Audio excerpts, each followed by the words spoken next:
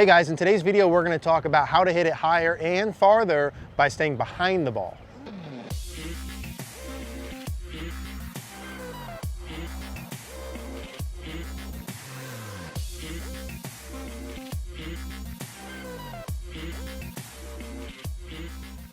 Hey guys, Eric here at the Bethlehem Golf Club. I want to talk to you today about how to hit the ball higher and farther by staying behind the ball.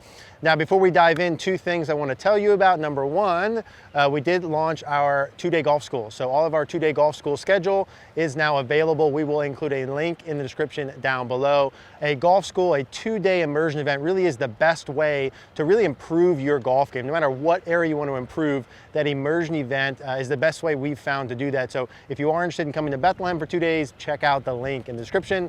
Now, if you can't come to Bethlehem, we also created CogornoGolf.com for just that purpose. Now, CogornoGolf.com is our membership. We have a ton of different courses. We have quick fix sections, really guided step-by-step learning to help you no matter what your swing flaw is. We even have our Facebook group where you can post up your swing, get feedback from me, and join our community of golfers and all really trying to get better together. Would love to see you guys there if you want to check out CogornoGolf.com. Link also in the description down below. Now, let's talk about hitting it higher and farther by staying behind the ball. Let's first kind of define what I mean by staying behind the ball. Let's talk about the benefits of it. I'm going to show you a couple of the best players in the world, some demonstrations with some line drawing, and then I'll give you some drills to do so. So when I say behind the ball, how to stay behind the ball, this whole video, I'm primarily talking about where my head is in space. So let's kind of define a couple things here first.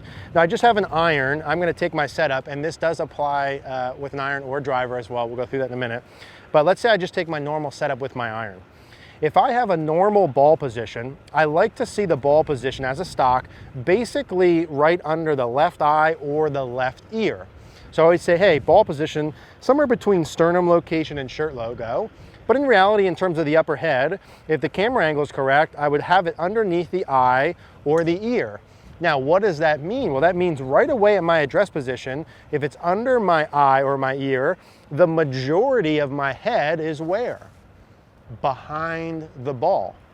Now, when I set up, the majority of my head is behind the ball.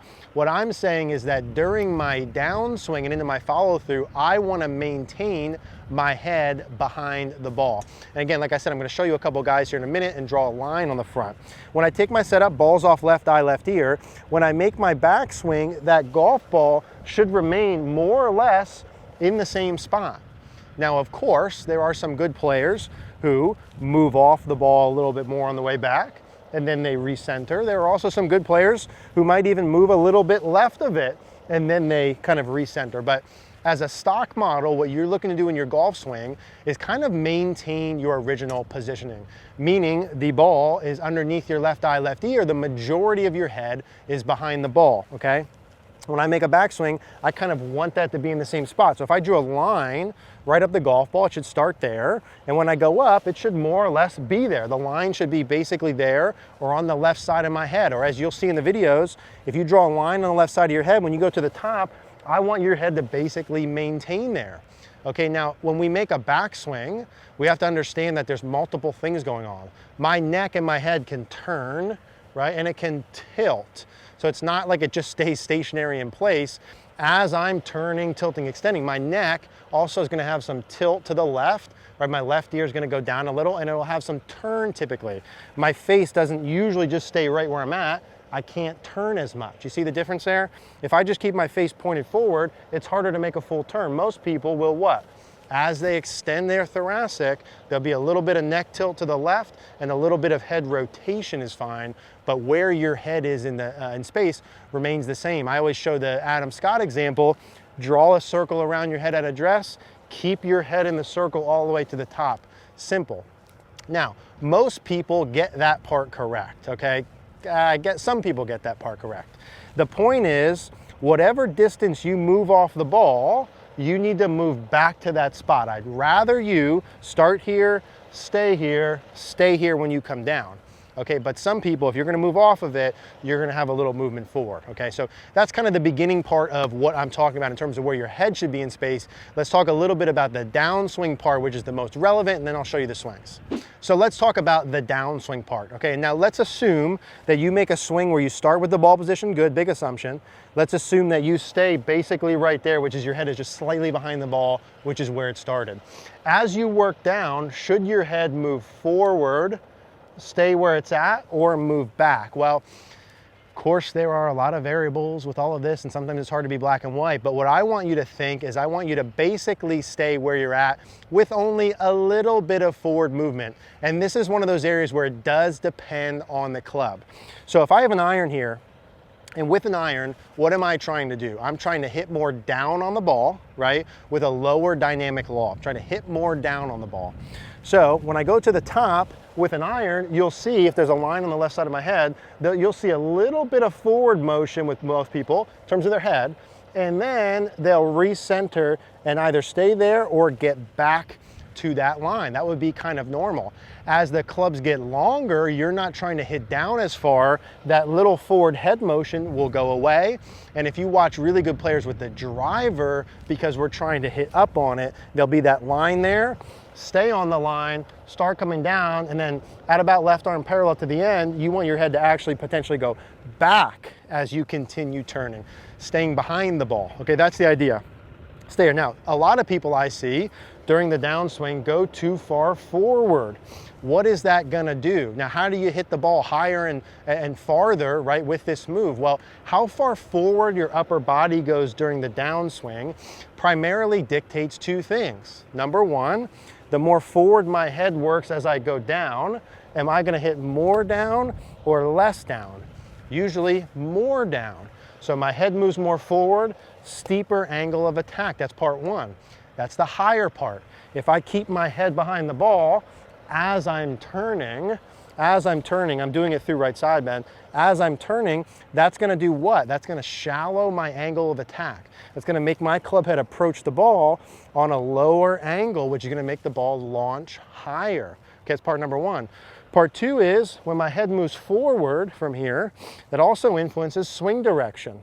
Namely, if my head moves forward, it makes my swing direction get steeper. When I go up to the top, if my head doesn't move forward, if I add that right side bend you guys should know about now, as I rotate, it shallows the shaft. Right side bend, okay, as I'm rotating, helps shallow the shaft.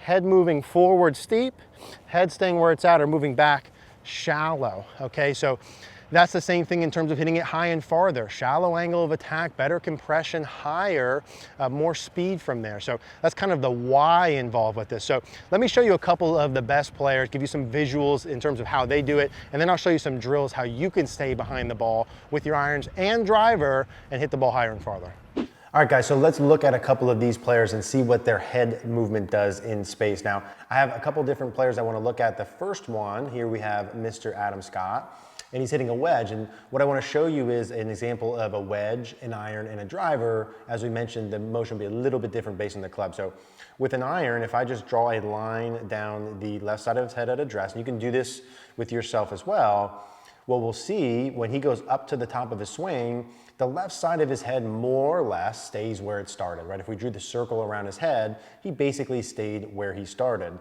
Now we'll see in transition relative to that line that he started at, he'll go a little bit down and forward. So there you see from the top to about left arm parallel during the downswing, or kind of the first half of the downswing, he's shifted forward, not just his lower body, right? The whole thing has moved forward. Now from about left arm parallel through, watch how now he basically maintains that line or even backs up just slightly from left arm parallel to impact. Now his head's only slightly in front of that line, and then he will maintain that and kind of move forward up into the follow through. So with the iron shot, now not all players look like this, but it's a good stock model. Adam Scott starts on it. He stays on the same line at the top. He shifts slightly forward of it until about left arm parallel, and then he basically maintains where he's at into the follow through. So that would be one good kind of stock example. I'm also gonna pull up another good iron swing. So you guys might have heard of Rory McIlroy. And I tried to find some here where the camera was pretty steady to be able to look at it. And let's do the same thing. So here's him hitting what appears to be maybe a middle iron, maybe a 7 iron here. We'll draw the line on the side of his head. We watch as he goes up to the top, a little bit of camera motion, but more or less, he stays on the line, right? He stays basically on the line on the way back. He does what? He shifts down and forward of it a little bit from the top until about left arm parallel. And then now he's done there, and the camera moves a little bit, but if anything, he stays there or he backs up on the way through. So same sort of thing with the iron, right? Stays on the line to the top, goes down and forward slightly until halfway, and then he levels out or goes slightly back through impact. Now, that's an iron swing, golf ball on the ground. What about if we use a driver and we want to hit the ball far? Well, let's take a look at Bubba Watson. Okay, Bubba Watson hits the ball tremendously far for a guy who's like not super huge. And let's look at what he does. So head on the side of the, or line on the side of the head with a driver, just flipped him right-handed to make it simple. As we go up to the top, you're also gonna notice here how much down and back he works. So look how far down he goes during his downswing. But really, he nets out at the top of the swing pretty close to the line, right? Maybe just a smidge behind it. And then in transition, watch the difference here. Now his head motion levels out. He goes just forward of the line. And then now he stays there, again, where? About through left arm parallel. But now watch the difference with the driver.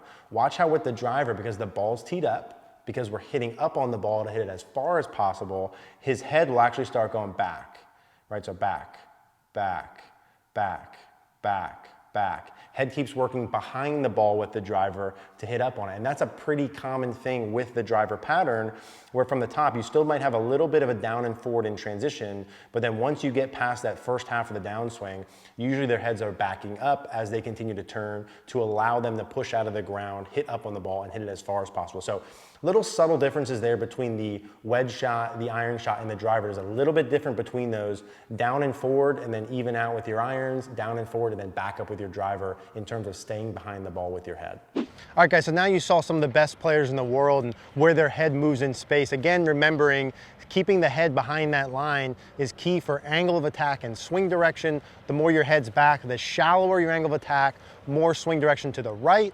The more your head moves forward, steeper angle of attack, more swing direction to the left. So for a lot of you guys that struggle with steep and left and over the top, this could be a huge feel to help neutralize you. So 2 different drills that I use most of the time when I'm working with someone on this.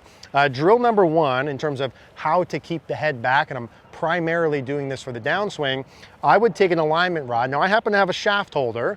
Okay, I would take an alignment rod and I would set it up forward of my body. Now, where you put it in space, to me, depends on where you're at.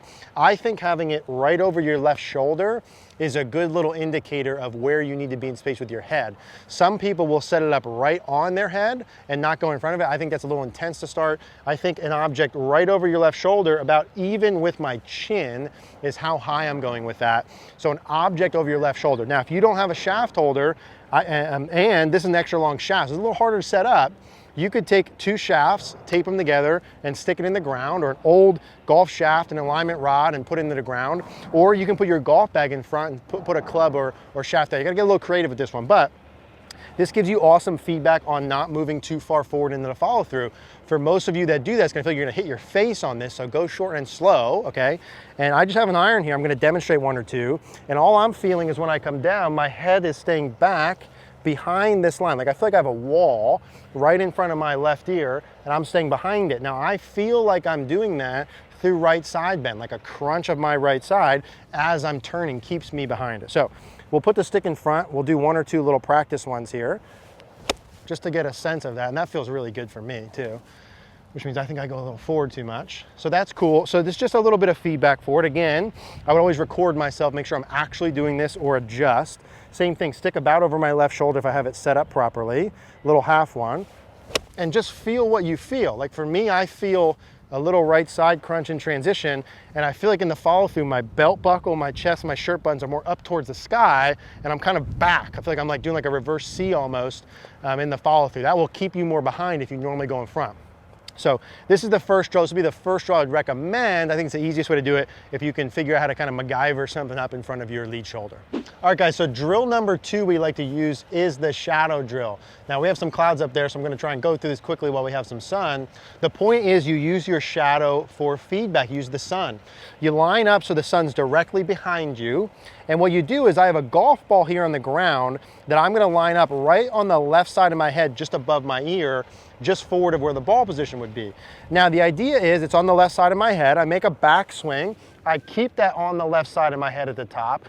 And then in transition, I want to keep that on the left side of my head as I'm turning and not get my head going way forward of the ball. So start on your left side, keep it right on the left edge of your head, and then keep it on that as you begin down and feel what you need to feel. Now at the end there, you can go up and above it, but use the shadow, see where your head is, gather feels, then do that with the ball, record it, give yourself feedback, and then exaggerate accordingly. Hey guys, thanks for watching today's video. If you liked the video, please do us a favor, click the like button down below, click the notification bell if you haven't. Also, please subscribe. Another reminder, every Monday, 5 p.m. Eastern Standard Time, we are live here on YouTube for Rapid Fire Golf. We'd love to see you guys there. Thank you.